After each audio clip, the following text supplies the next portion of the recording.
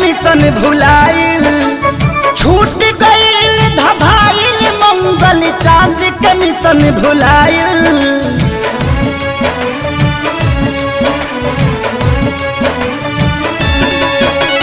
छूट गईल धभाइल मंगल चांद के मिशन भुलाइल। कुदरत के आगे देखा विज्ञान भी बौना हो गईल। भगवान के हाथ के कठपुतली इंसान खिलौना हो गई। भगवान के हाथ के कठपुतली इंसान खिलौना हो गई।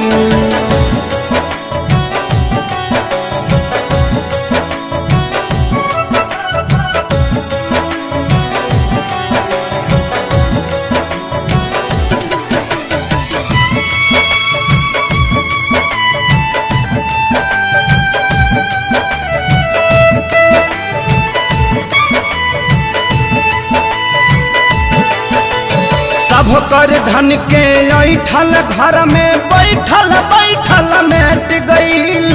बड़का बड़का वीर भूपति के विपत्ति से जब भेंट भइल।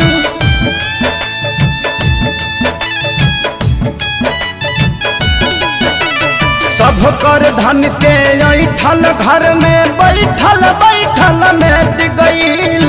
बड़का बड़का वीर भूपति के विपत्ति से जब भेंट भइल।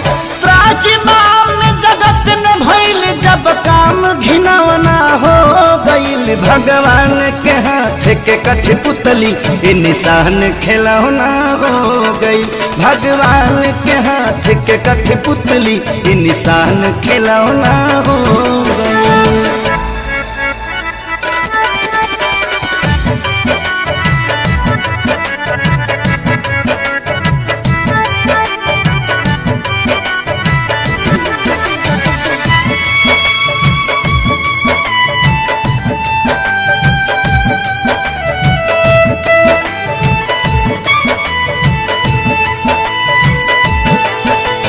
माथी पकैसन मौत नाचे देखनी जब नजार हो।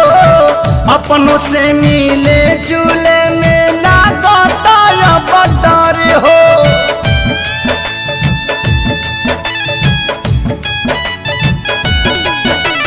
माथी पकैसन महुअत नाचे देखनी जब नजार हो। अपनों से मिले जुले में लागता अब डर हो। एको किलो के रह के भी अलगा बिछौना हो गईल। भगवान के हाथ के कठपुतली इंसान खिलौना हो गई। भगवान के हाथ के कठपुतली इंसान खिलौना हो गई।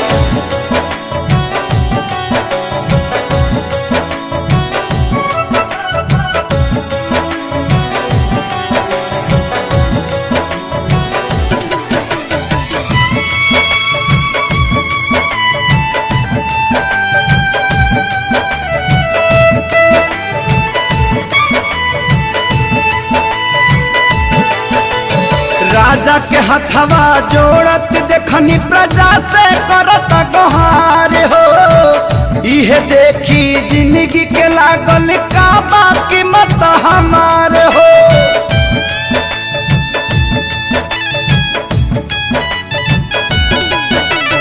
राजा के हथवा जोड़त देखनी प्रजा से करत गोहार हो।